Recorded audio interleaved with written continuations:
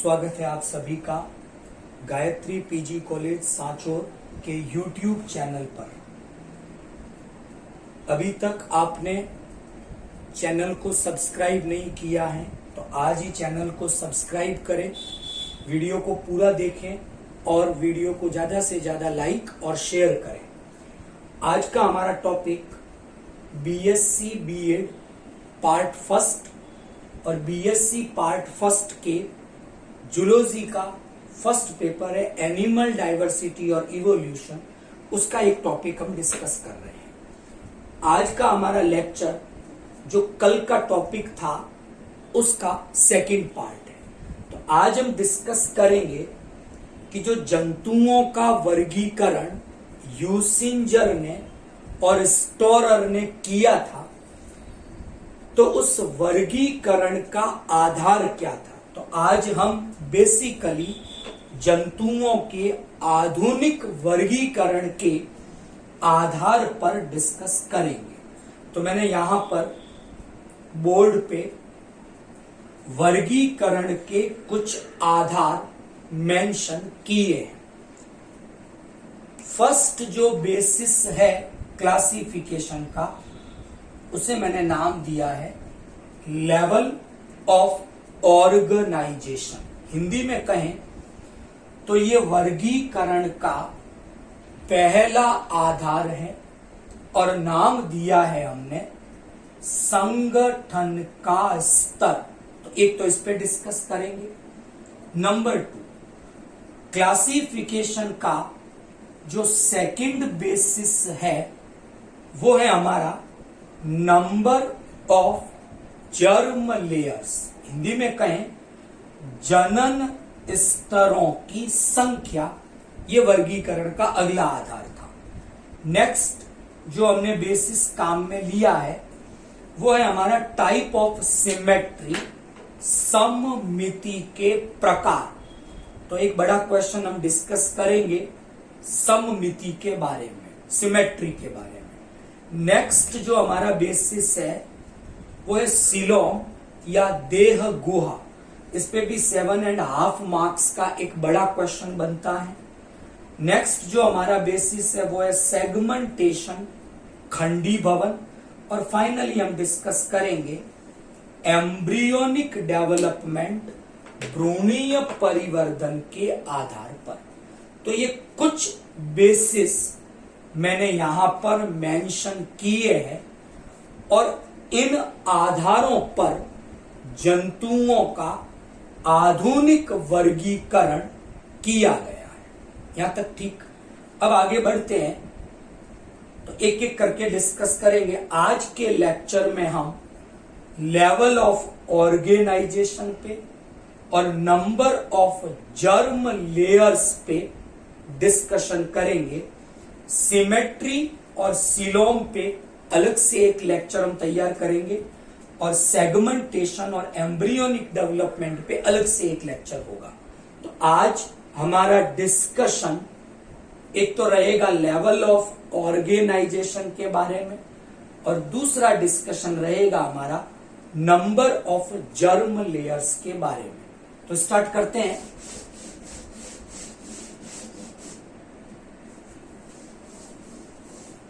Okay, सबसे पहले कल का वीडियो अगर आपने देखा है तो कुछ चीजें ध्यान में होनी चाहिए कि क्या किया था यूसिंजर ने एनिमल किंगडम को। यूसिंजर ने 2 सब किंगडम में क्लासिफाई किया था। क्या किया यूसिंजर और स्टोरर ने? जंतु जगत को 2 उप जगत में वर्गीकृत किया था। नाम आपको याद होंगे। फर्स्ट जो सब किंगडम बनाया वो था प्रोटोजोआ। सेकंड जो सब किंगडम उप जगत बनाया उसका नाम दिया था मेटाजोआ। सिंपली आप एक बात याद कर लें यहां पर हमने एनिमल किंगडम को क्लासीफाई कर लिया है फर्स्ट एंड टू, इन दो सब किंगडम। बिना बेसिस के तो हो नहीं सकता। तो ये जो आधार था यहां पर, वो आधार था हमारा नंबर ऑफ सेल, कोशिका की संख्या के आधार पर। तो ऐसे एनिमल्स जिनमें केवल एक सिंगल सेल प्रेजेंट है, उनका जो उपजगत है वो प्रोटोजोआ है। इसलिए सिंपली हम ऐसा लिखते हैं, प्रोटोजोआ आर द यूनिसेल्यूलर और एसेल्यूलर एनिमल। इनका पूरा शरीर केवल एक ही कोशिका से बना हुआ है, और इसके अलावा जितने भी हैं उन्हें सब किंगडम, उप जगत, मेटाजोआ में रखा है। इनमें मल्टी सेल्यूलर कंडीशन है। ये सभी बहुकोशिकीय जंतुओं का समूह है। तो अब हम डिस्कस करते हैं हमारे पहले बेसिस पर, जिसका हमने नाम दिया था लेवल ऑफ ऑर्गेनाइजेशन। तो वैज्ञानिकों ने क्या जानकारी दी कि जो जंतुओं के विभिन्न फाइला या संघ हैं, उनमें निम्नलिखित प्रकार के संगठन के स्तर उपस्थित हो सकते। एक एक करके डिस्कस करें। जो सबसे सरल प्रकार का संगठन का स्तर है,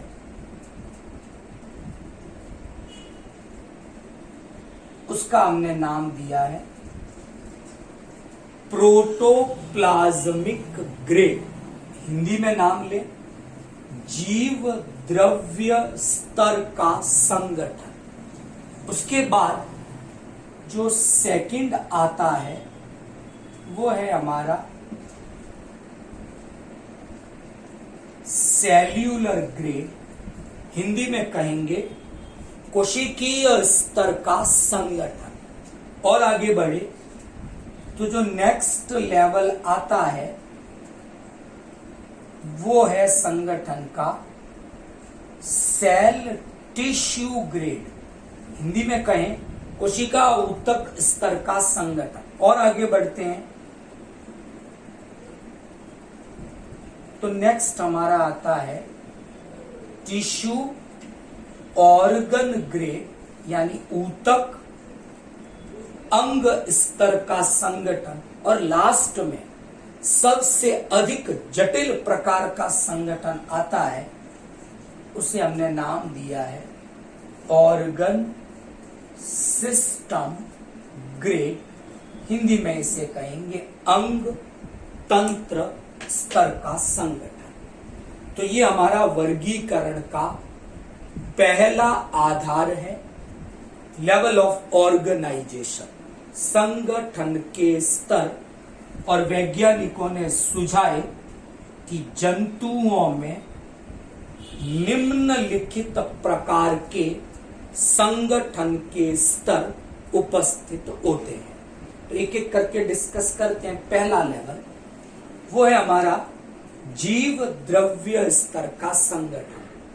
और ऐसा संगठन हमें दिखाई देता है केवल फाइलम प्रोटोजोआ के सदस्यों में। तो जब जंतु जगत की बात करते हैं तो शुरुआत होती है फाइलम प्रोटोजोआ से। तो प्रोटोजोआ फाइलम में सबसे सरल प्रकार का लेवल ऑफ ऑर्गेनाइजेशन है और उसका नाम दिया है जीव द्रव्य स्तर का संगठन। आगे चले। अब नेक्स्ट बात कर रहे हैं कोशिकीय स्तर की। मतलब ये जो जंतु होंगे यानी जिनमें कोशिकीय स्तर का संगठन होगा, इनमें कंडीशन तो मल्टी सेल्यूलर है, बहुत सारी कोशिकाएं हैं, लेकिन अभी तक टिश्यू यानी ऊतक का निर्माण नहीं हुआ है। तो ऐसी स्थिति हमें दिखाई देती है फाइलम पोरीफेरा में, जिन्हें कॉमनली स्पंज के नाम से जाना जाता है। तो जो फाइलम पोरीफेरा के सदस्य हैं, उनका संगठन का स्तर सेल्यूलर ग्रेड कोशिकीय स्तर का है। ये जंतु बहुकोशिकीय मल्टी सेल्यूलर है, लेकिन अभी तक इनकी कोशिकाओं ने टिश्यू या ऊतकों का निर्माण नहीं किया है। आगे चलें, जो नेक्स्ट लेवल है संगठन का, वो है ऊतक स्तर का संगठन। कोशिकाओं ने मिलकर ऊतकों का निर्माण कर लिया है और पहली बार जिस जंतु संघ में हमें टिश्यू दिखाई देते हैं उसका नाम है फाइलम सिलेंट्रेटा। इसे हम निडेरिया भी कहते हैं। तो जो फाइलम सिलेंट्रेटा है या जो निडेरिया के जंतु हैं, उनमें पहली बार हमें टिश्यू ऊतकों का विकास दिखाई देता है। इसलिए इन जंतुओं का जो संगठन का स्तर है वो हमारा कोशिका ऊतक स्तर का संगठन है। बात याद रहेगी। टिश्यू क्या है, छोटी क्लासों में आपने डेफिनेशन पढ़ी है, मैं फिर रिपीट कर देता हूं। टिश्यू कोशिकाओं का समूह है, this a group of cell. लेकिन इतना ही पर्याप्त नहीं है परिभाषा के लिए, तो हम साथ में कुछ बातें जोड़े कि इस ग्रुप की जितनी भी सेल्स हैं, इनका ओरिजिन सिमिलर होना चाहिए, सेम होना चाहिए, इनका फंक्शन सेम होना चाहिए और सबसे इंपॉर्टेंट इनमें कोऑर्डिनेशन समन्वय होना चाहिए। तो इस प्रकार टिश्यू बनता है। आगे चले, अगला जो लेवल ऑफ ऑर्गेनाइजेशन है वो है ऑर्गन यानी अंग स्तर का, कि कुछ टिश्यू ने मिलकर, ऊतकों ने मिलकर अंगों का निर्माण किया, इसलिए इसका हमने नाम दिया टिश्यू ऑर्गन ग्रेड। और ऐसा हमें मिलता है पहली बार फाइलम प्लेटीहेलमिन्थस के अंदर। इन्हें हम फ्लैटवर्म चपटे कृमि के नाम से जानते हैं। तो इनमें पहली बार अंग बन गए हैं और वो ऊतकों से बने, इसलिए नाम दिया ऊतक अंग स्तर का संगठन। यहां तक ठीक। फिर सबसे जटिल प्रकार का संगठन आता है जिसमें कुछ अंग मिलकर तंत्र का निर्माण करते हैं, सिस्टम का निर्माण करते हैं। और इसकी शुरुआत होती है फाइलम नीमेटोडा से आगे के जितने भी फाइलम है कॉर्डेट तक। शुरुआत हुई है नीमेटोडा से, उसके आगे जितने भी फाइलम है सब में अंग तंत्र स्तर का संगठन पाया जाता है। तो एग्जाम पॉइंट ऑफ व्यू से आप 1 मार्क्स के क्वेश्चन यहां से तैयार करें, कौन से फाइलम में कैसा संगठन का स्तर उपस्थित होता है। यहां तक आपको समझ में आया होगा। अब हमारा सेकंड बेसिस जो है क्लासिफिकेशन का, वो है नंबर ऑफ जर्म लेयर, उस पे हम डिस्कस करेंगे। Number of germ layers. थोड़ा सा मैं आपको पीछे ले जाता हूं 12th क्लास में। तो वहां हमने पढ़ा था स्पर्म यानी शुक्राणु जो मेल गैमेट है, ओवम यानी अंडाणु जो फीमेल गैमेट है, आपस में फ्यूज हुए यानी फर्टिलाइजेशन हुआ, निषेचन हुआ। निषेचन के बाद निर्माण होता है जाइगोट का, युग्मनज का। द्विगुणित है लेकिन एक ही कोशिका है। जाइगोट में बार बार क्लीवेज विदलन होंगे और एक स्टेज बनती है, इट इज कॉल्ड मोरूला। तूतक अवस्था कहते हैं इसको। मोरूला आगे कन्वर्ट हो जाती है ब्लास्टूला स्टेज में, और ब्लास्टूला चेंज हो जाता है गैस्ट्रूला स्टेज में। यहां तक ठीक। अब यहां समझना थोड़ा, मोरूला और ब्लास्टूला की बात करें तो यहां पर जो सेल्स हैं, जो कोशिकाएं हैं, विदलन के द्वारा जो बनी, उन्हें ब्लास्टोमियर कोरक खंड कहा जाता है। ब्लास्टूला के बाद एक स्टेज हमने लिखी है, स्टेज का नाम है गैस्ट्रूला स्टेज। और इस समय क्या होता है, गैस्ट्रूला के समय मॉर्फोजेनेटिक मूवमेंट होते हैं, यानी जो परिवर्तनशील भ्रूण हैं उसमें संरचना विकास गतियां होती हैं। मॉर्फोजेनेटिक मूवमेंट उनके नाम है। जो लोग नीट की प्रिपरेशन कर रहे हैं उन्हें ध्यान होना चाहिए। एपीबोली, एम्बोली, इन्वेजिनेशन, इस तरह की कुछ एक्टिविटीज, कुछ गतियां हो रही है सेल में। और होगा क्या, उन गतियों के कारण अब भ्रूण में जनन स्तरों का निर्माण होता है। तो ये जनन स्तर बनना मतलब गैस्ट्रूला अवस्था का पूरा हो जाना। ये जब जर्म लेयर बन जाती है, जनन स्तर बन जाएंगे, इसका अर्थ यह है गैस्ट्रूलेशन की प्रक्रिया पूरी हो चुकी है। अब ये जो जर्म लेयर है, हम बात कर रहे हैं उनकी संख्या की। तो जर्म लेयर की संख्या के आधार पर जंतुओं को हमने दो श्रेणियों में बांटा है। पहले ग्रुप का हमने नाम दिया है डिप्लोब्लास्टिक, हिंदी में आप याद कर ले, द्विकोरक स्तरीय जंतु। और दूसरे ग्रुप का हमने नाम दिया है ट्रिप्लोब्लास्टिक, यानी त्रिकोरक स्तरीय जंतु। तो दो श्रेणियां बनाई। तो जो डिप्लोब्लास्टिक है आपके, इनमें जो जर्म लेयर्स होगी वो केवल दो जर्म लेयर्स होगी। They have only 2 germ layers. उसमें से एक का नाम दिया है क्योंकि ये एम्ब्रियो में बनती है, इसलिए एक को तो हमने कहा एम्ब्रियोनिक एक्टोडर्म, और दूसरे को नाम दिया एम्ब्रियोनिक एंडोडर्म। बात याद रहेगी।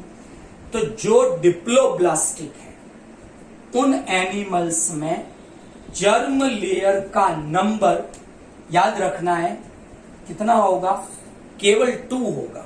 उसमें से एक का नाम हमने दिया जो बाहर वाली है एम्ब्रियोनिक एक्टोडर्म, और दूसरी का नाम दिया एम्ब्रियोनिक एंडोडर्म। बात याद रहेगी। अब इस कैटेगरी में हमने एक तो रखा है, याद रखने वाली बात आपको 1 मार्क्स के क्वेश्चन के लिए, एक तो जो स्पंज है आपके फाइलम पोरीफेरा के मेंबर, फाइलम सिलेंट्रेटा या निडेरिया के मेंबर, ये सभी आपके डिप्लोब्लास्टिक हैं। तो जब हम पोरीफेरा डिस्कस करते हैं तो उसमें बताते हैं कि पोरीफेरा में 2 ही लेयर है। एक का नाम पिनेकोडर्म, जो एक्चुअल में एक्टोडर्म ही है। दूसरे का नाम कोएनोडर्म, वो वास्तव में एंडोडर्म। ऐसे ही सिलेंट्रेटा में एक होती है एपिडर्मिस, वो एक्टोडर्म को प्रदर्शित करेगी। दूसरी होती है गैस्ट्रोडर्मिस, वो एंडोडर्म को प्रदर्शित करती है।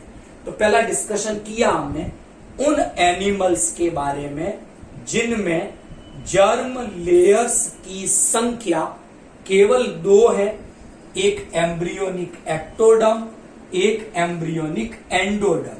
एग्जाम्पल डिस्कस किए और इस कैटेगरी का हमने नाम दिया डिप्लोब्लास्टिक। अब बात करते हैं ट्रिप्लोब्लास्टिक। सिंपल नाम से स्पष्ट है, इन एनिमल्स में जर्म लेयर्स का नंबर कितना हो जाएगा, 3।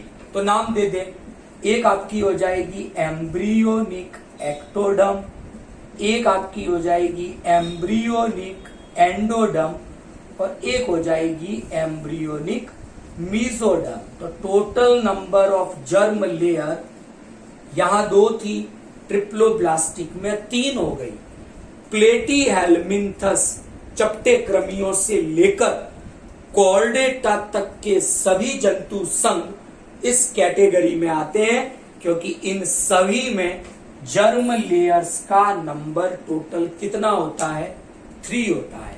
12th क्लास में आपने पढ़ा भी था, जब हमने एम्ब्रियोनिक डेवलपमेंट भ्रूणीय परिवर्धन पढ़ा था, तो उसमें बताया था कि कुछ संरचनाएं मानव शरीर में एक्टोडर्म से बनी हुई है, कुछ संरचनाएं मीजोडर्म से बनी हुई है और कुछ संरचनाएं एंडोडर्म से बनी हुई है। और इस प्रकार ऐसे जंतुओं को हमने क्या कहा? Triploblastic animals. तो आज के लेक्चर में हमने जो 2 बेसिस डिस्कस किए क्लासिफिकेशन के, पहला हमारा लेवल ऑफ ऑर्गेनाइजेशन था, दूसरा नंबर ऑफ जर्म लेयर, जनन स्तरों की संख्या थी। कल के लेक्चर में हम सिमेट्री और सीलोम इन 2 टॉपिकों पे डिस्कशन करेंगे। Thank you.